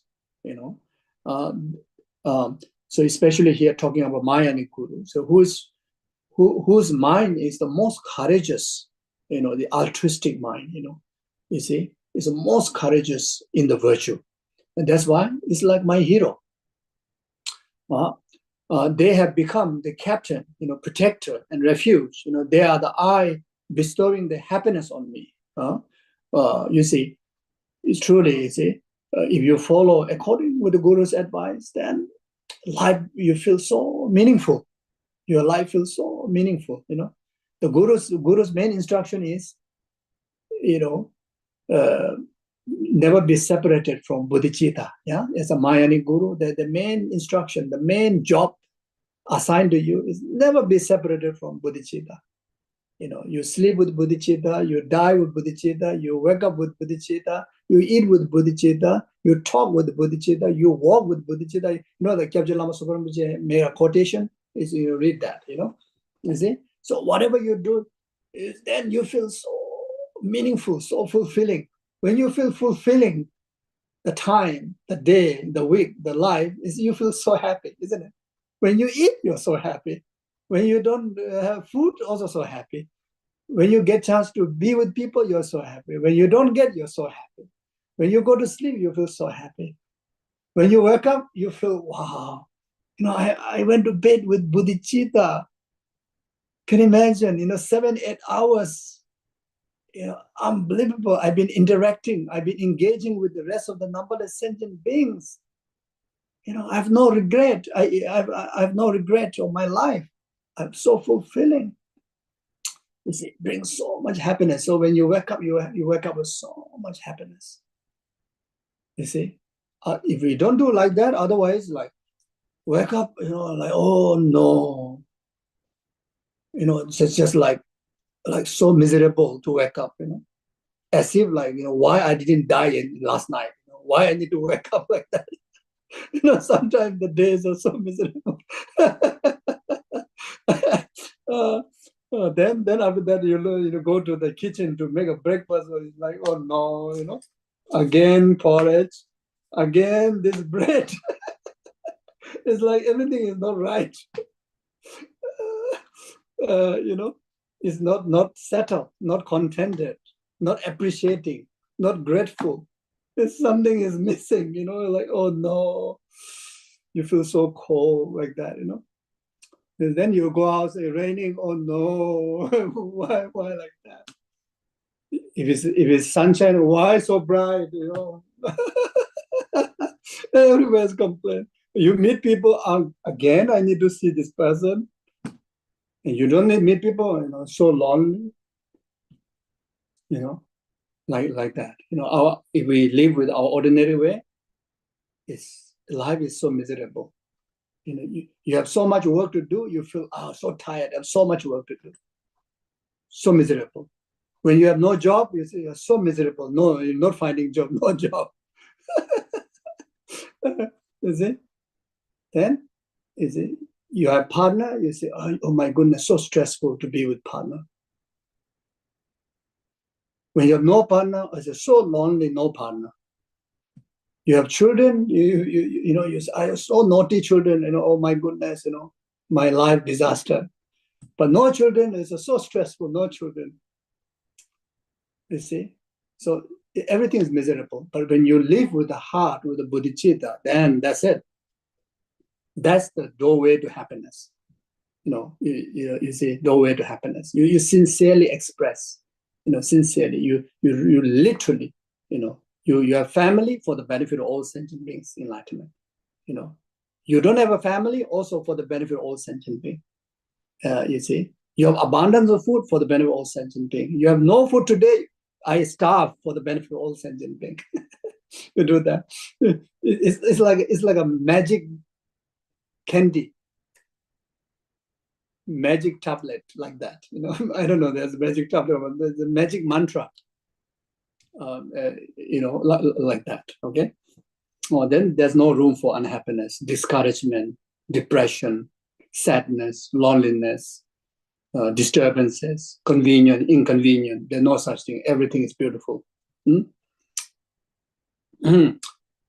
So their eye bestowing happiness on me. With thought like this, I honor my spiritual friend. Oh, like that. This is it. Now recollect the sentiment expressed here by using the tuned to go with the verses, aspiring to take the part of Sudhanas yourself. Then, if there's a certain verses, then you can even sing song. You can recite like that. You can dance with it. Okay. Now I will finish it. Okay. The way to rely through action. 50 verses on the Guru devotion. It says, "What need is there for many words here? Do everything to make your Guru happy. Abandon everything he is displeased with. Apply yourself to that. Examine that." This was said by Vajradhara himself. Spiritual attainment follow the Guru. Vajradhara himself, the spiritual attainments follow the Guru. Aware of this, use everything there is and make your Guru absolutely happy. What makes Guru the most happy? When you live life according with the Dharma. Here, Mayani Guru, live your life according with Bodhicitta. If you like that. Or in brief, try hard to please him. Try hard, it means be diligent to please him and to eliminate whatever he does not like. What the qualified Mayani Guru don't like you to do. Don't like you to waste your life in worldly concern, like such as 8 worldly concern, influence of delusions, committing negativities, don't like that you get distracted with, just a worldly concern, you see, the Guru always, Guru is happy that your entire, ordinary life integrate into, Bodhisattva's way of life. You take entire your ordinary way of life into Bodhisattva's way of life, at least with your motivation. The 3 means of pleasing the Guru are offering him material things, serving him and paying him respect with the body, speech, and practicing in accordance with his advice. In this regard, ornament of the Mahayana Sutra says, through homage, offering purely obtained, and service and practice, you should rely on the spiritual friend. Even if you want to, even you want to make a material offerings, if you are capable, there are 2 things that need to keep in mind. The material object, that which is pure by it is nature. And also it is pure by it is your motivation. Pure in the sense that pure in the motivation, pure, free from the 8 worldly concern. Then pure in the nature, the material which is not obtained through wrong livelihood, like selling weapons, exploitations, etc. The material not obtained through wrong livelihoods. And service and practice, the service that which is dharma, whatever the service that is available, assigned to or available, you should rely on the spiritual friend. Through homage, offering purely obtained, and service and practice, you should rely on a spiritual friend like that. Then the 50 verses of Guru again says, if through things not given your children, your spouses, and even your life, you should always rely on the master of your commitment. Then needless to say, you should, through fleeting possessions, there comes a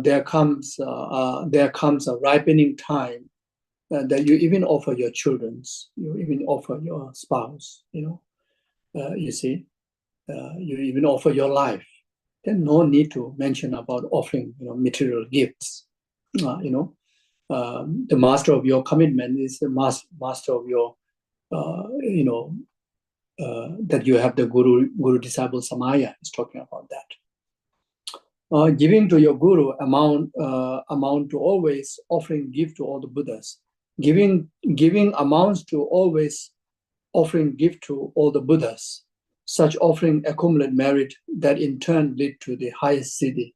So making offerings to the guru surpass even one single offering to the guru. The merit you accumulate surpass making offerings, limitless offering to the 10 direction Buddhas.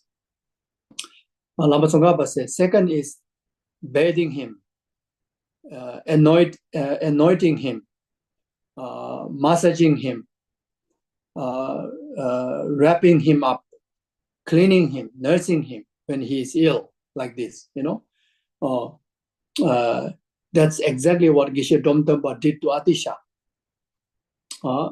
That's what, really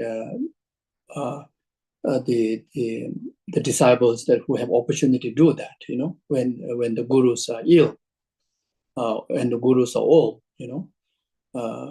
bathing him. Then anointing, like applying chupa, like oil. Then massaging, like foot massage, massaging him like that, when my late master Geshe Lama Kuncho was ill, my brother, his name Lundrup, he did exactly like this. He didn't do that only for 1 day, 2 days, year after year, especially when he was very ill. About almost a year, every single day, morning to evening, full attention to the old and sick guru, and so much of gentleness, skillfulness, so I try to take some opportunity to do like that. My guru would push me away. I try to bath him. They say, "Oh, you're not gentle. You're hurting me." The guru would say like that. I need lundup. I need the lundup like that. Then I try to massage his. I try to massage. Every time, even how gentle I try to do, he express painful. He say, "I don't need you. You don't need me. You always want a lundup like that."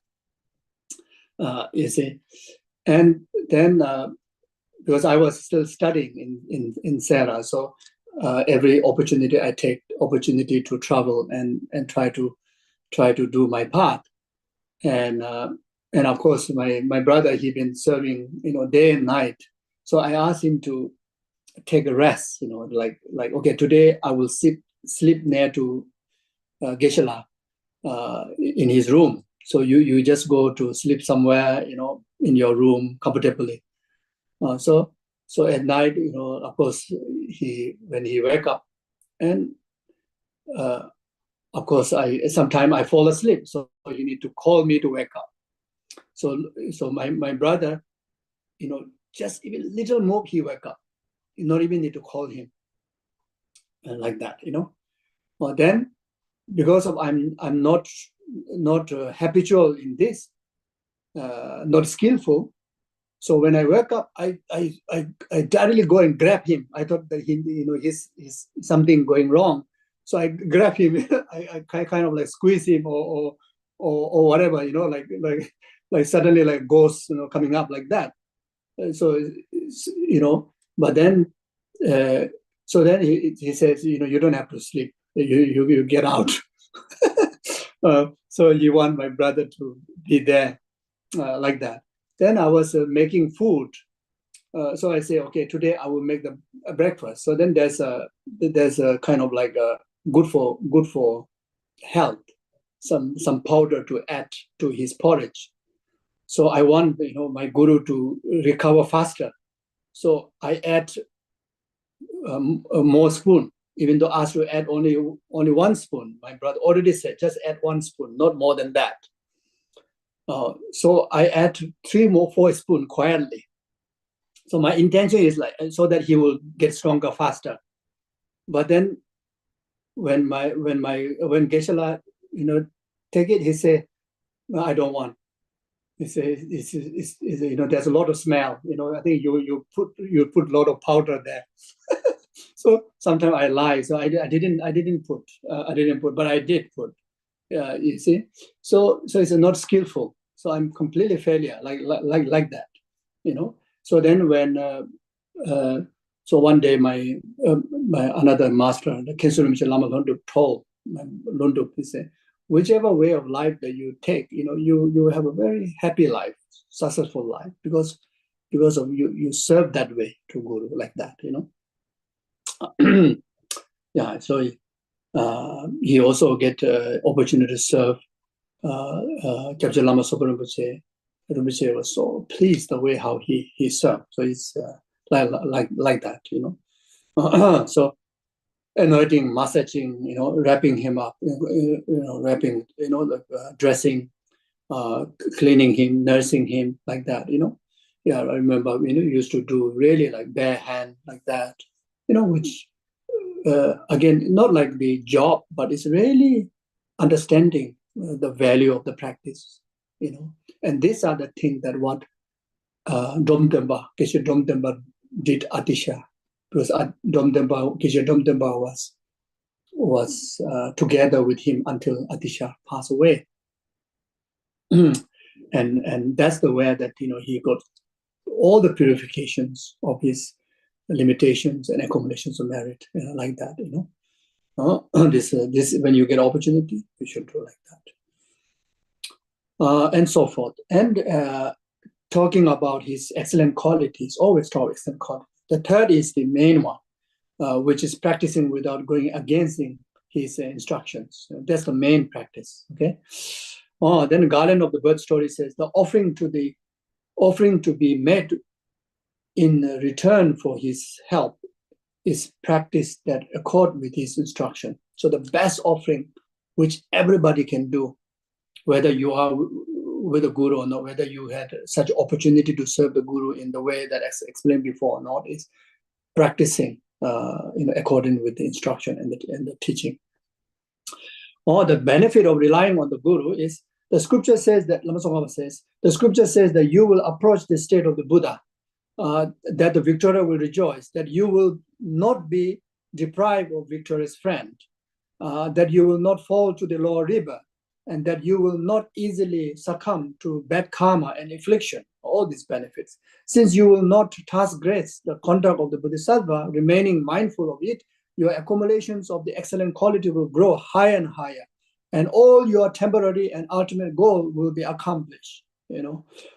Furthermore, through serving and paying respect to the spiritual teacher, the karma for experiencing the lower rebirth is exhausted directly in this lifetime through only slight harm to the body and mind, or else through experiencing a dream. You see, so when you serve the guru well, following guru's instruction well, you keep the pure samaya, you will able to purify entire how heavy karma you have accumulated, even a heinous crime that committed in the life or in the past lifetime, and which already determine the karma to be reborn in the lower realm also, will purify in this life by slight pain, maybe certain like slight sickness, slight inconvenience, or many of the bad karma, many of the negativities will purify, just by having one inconvenient dream, just even the dream, just little inconvenient dream will able to purify heavy karma that which is supposed to result rebirth in the 3 lower realms, by the power of correctly relying on the guru, that much power like that, and there are many stories who experience like that, like that, many students who have experienced like that. It is said that the benefits are enormous, outshining the root of the virtues of making offering and like to innumerable Buddhas, like that. The falls of importance of reliance, and the falls of or the falls of improper reliance, okay? The falls of improper reliance, Lama Tsongkhapa says, if you take someone as your spiritual teacher and then relinquish your rely on him, you will be harmed by illness and evil spirit in these lives. And in future lives, you will have to experience immeasurable suffering of the raw rebirth. So now here, it's just because of breaking the samaya, you will experience like, it doesn't mean like that. We already have abundance of karma, abundance of negativities to suffer eons of lifetime in the lower realms. Even in the lowest of the hell, the Vajra hell, like that, we have abundance of such karma. You see. So now, if you relinquish your reliance on the guru, then you have no protection. Because of that, then all the karma will ripen. And you suffering, so obstacles in life, and also bad rebirth in the future lifetimes. It's like that. This has to be understood correctly. Okay, you see. Otherwise, I better don't rely on the guru. If I break the samaya, then I will suffer. I will born in lower realm. Not like that. We already have such karma. Now, when you rely on the guru, you have protection, you have freedom. But if you don't rely, means you give up protection, then you are going through the consequences of your karma. It's talking about like that. 50 verse of Guru Devotion says, never agitate the mind of any of your master. Even the master give you the hardest job. Even physically can be so painful. Never give up, never against, never get agitated. I would always, I would try to think like that. If Guru assign you something even like beyond your capability, is even physically, emotionally can be very harsh, very hard. I would regard that as the best sadhana the Guru have given to you, the best sadhana practice. The best sadhana is most powerful for purification of your karma, negativities, and most powerful to accumulate the extensive merit, isn't it? Now, Guru giving such a task is like Guru giving you the best sadhana, and you should take it. Don't get agitated, And if you are clear about your practice of Guru Yoga, then nothing is impossible. Everything is possible, and like that, You see, if you do so out of this, never agitate the mind of any of your masters. If you do so out of stupidity, you will surely rot in hell. Then I'm, okay. Maybe some of you must be hungry already. Some of you must be going through a very late night, especially those of you in Australia. Okay. So anyway, some of you must be missing your roast potato, roast sweet potato. Okay. So anyway, so if we relinquish the Guru Yoga practice, then ourselves become the roast potato. Okay. So because we already have all the karma, all the karma of the past, to even experience the Vajra hell. So no protection, then surely going to get roasted there, isn't it? So it was explained authentically that all those who disparage their master will dwell in the horrible hells that were taught, like the AVC, like the lowest Vajra hell, like that. The passage from the commentary, the difficult point of the Gandayana Mari Sutra says, whoever hear a single verse and does not apprehend the Guru will be born among dogs 100 times, and then as someone of the low caste, like that. So you see, so after you regard someone as your Guru, or then even once after you hear one single word of instruction, or you heard the Dharma, any form of the Dharma or transmission or teaching, whatever, and then you against that, and you against the Guru, then then all the bad karma will be ripened, like such as even like being born among the dogs 100 times, like that, Or in another way, also can understand the karma can be so heavy, like that. Lama Tsongkhapa said, aside from that, excellent qualities that have not arisen will not arise. And those that have arisen will deteriorate and vanish. If you rely on the non-virtuous friend and the bad companions, your excellent qualities will also diminish. Your faults will increase and misfortune will befall you. Therefore, it was taught that this should be avoided in every way. So now the summary of the meaning of these points, Lama Tsongkhapa says, the instruction widely known as a Guru Yoga should also be understood according to what has been explained above. You see, so literally should practice them. It will not be enough to perform the visualization in a single meditation session. So to become habitual in this practice, just doing few times of yoga is not good enough. Few times of visualization or meditation is not good enough. You need to get trained for some time like that. When you pursue a Dharma practice from the depth of your heart, you should rely on a spiritual teacher who guides you unmistakable over a long period of time.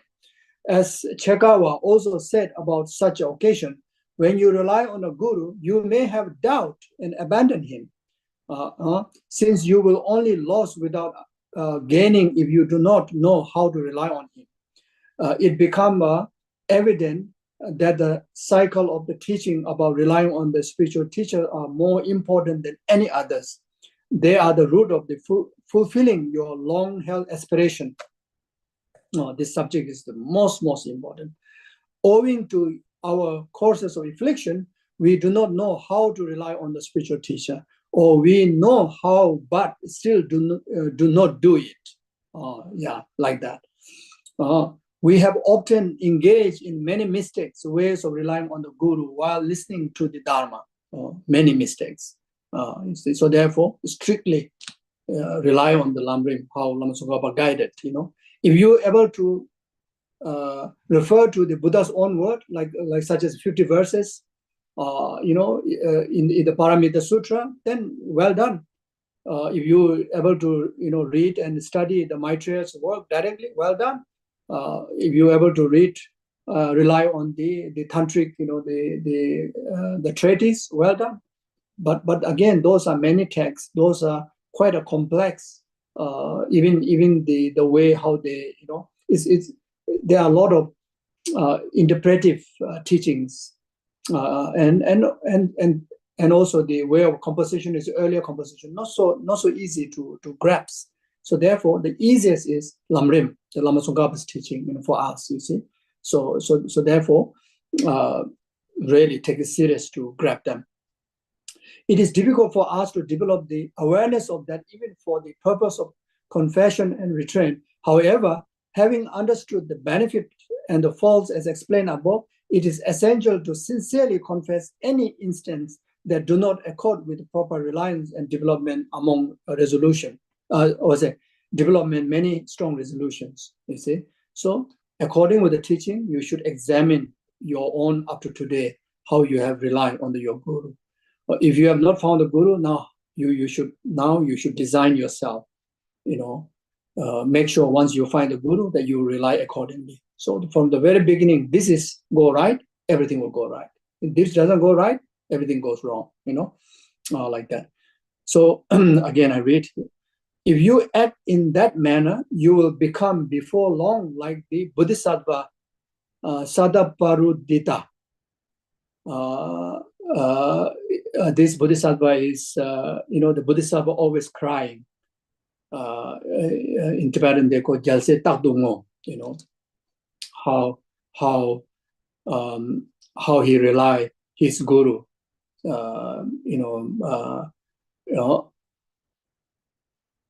Dharmogata, his guru, his teacher's name is Dharmogata. The way how he relies, that perfection, that perfectness of how is described earlier, like that. And like the youthful Sudana, the youthful Sudana in Tibetan, Shunu Norsang.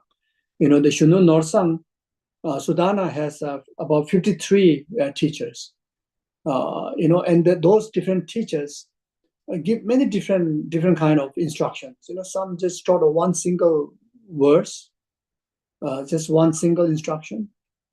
Some give initiation, some give extensive commentaries. Some just one single word of advice. But all of them inspire him, and he regarded them as a guru. And those of teachers, those of 53 teachers, some are come from very high caste, some are from low caste, some are completely ordinary. They remain as ordinary, like even unknown to the public. Some are very outshining, like giant, many followers like that.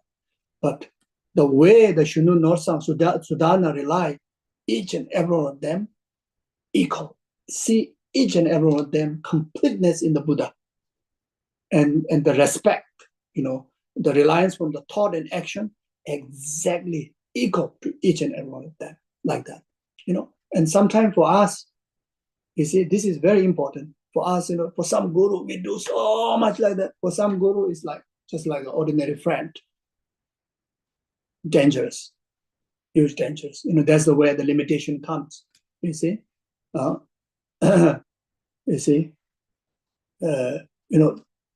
maybe some guru may have a lot of followers. Then like you also like that. Some guru may be like so ordinary. They're very casual. So it's big obstacle. So we have to be careful. That's why it's specifically mentioned here. The Sudana's story. The Sudana is an example. Like that. Like the youthful Sudana who has insatiable in his quest for a spiritual teacher. Thank you. Sorry, I took quite a lot of your time. Didn't went according with my intention. I wanted to do question answer. That didn't happen. I also wanted to stop the class within 1 hour. That didn't happen. Some more took extra half an hour. So my apology. Thank you so much. So yeah, and this week, please go through the Lama Tsongkhapa's own word on this Guru devotion, the Guru Yoga, the subject, and really make it intact. This as like the true foundation. The most important tools for the success of your spiritual journey. Okay, so yeah, then do some meditation on it. Then make it so easy to come in your way. Like that. Okay, so now do dedication.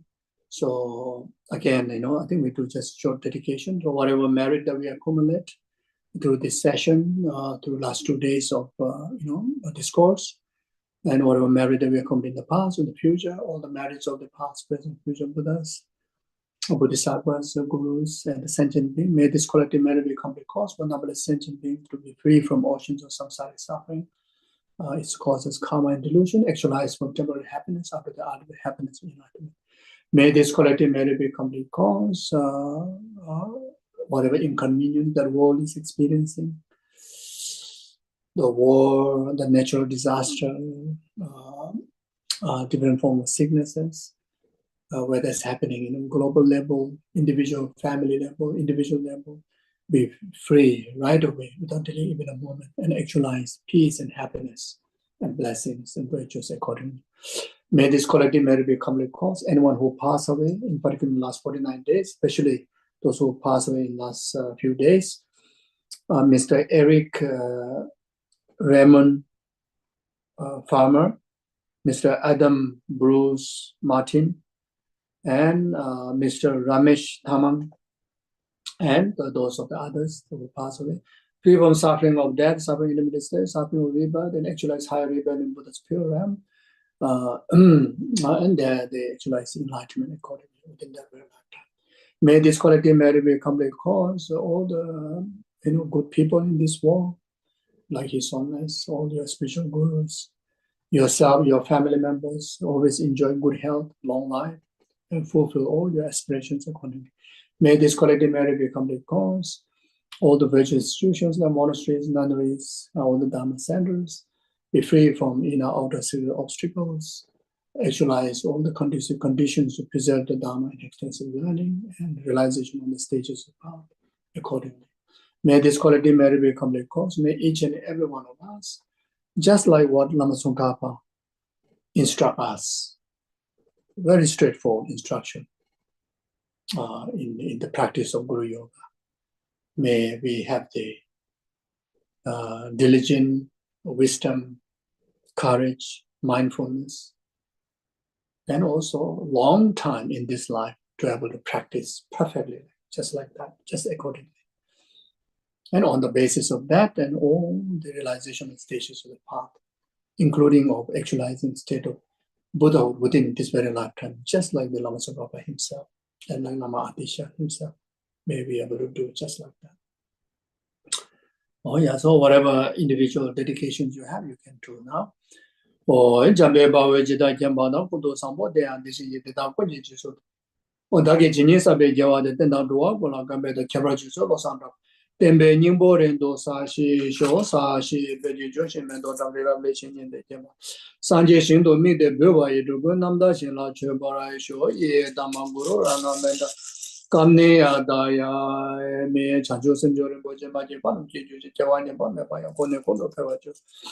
Donye dawa re bo je ma je pa nam je ju je jawa ne ba me ba ya ko ne ko do phe ba ju re me dawa re bo je ma je pa nam je ju je jawa ne ba me ba ya ko ne ko do phe ba. Jesu la me go ze ra de je nang ga the le ju ju je ma da lo sa de be de me sa so je do we mo se ta do je ju ro je jawa ko do ya da la ma da tham be che je ta la long je sa da lam je yun de ra do je chan je ko mo yo do jo. Me jo se je ja we je la da den de lo wa me be de ba da da je la sa do. Nam da me be ne go do je sem je ne ba je ne ba nyu do ne le ta je do we ne ma le ba da do ju wa me ba sho chen be ba wa je ta chen ba do ku do sa bo de ya de ji da ko je ju so da lo ja wa de da tam je ra. De so je be ja wa tam je de ngo wa ka la chu do ma ba de ta sin je we za wa de ko je sa bo che je ra do ngo wa ra je be da zo wa mi ke be shen no ba. Sem je ra wa kun je be sam ba che shin de be ta shi sho. Thank you very much. Please take care. Thank you very much. Thank you. This wonderful teaching. Thank you so much. 谢谢，谢谢，谢谢，再见 ，Take care， 拜拜。谢谢，谢谢，Thank you。谢谢，谢谢，Thank you。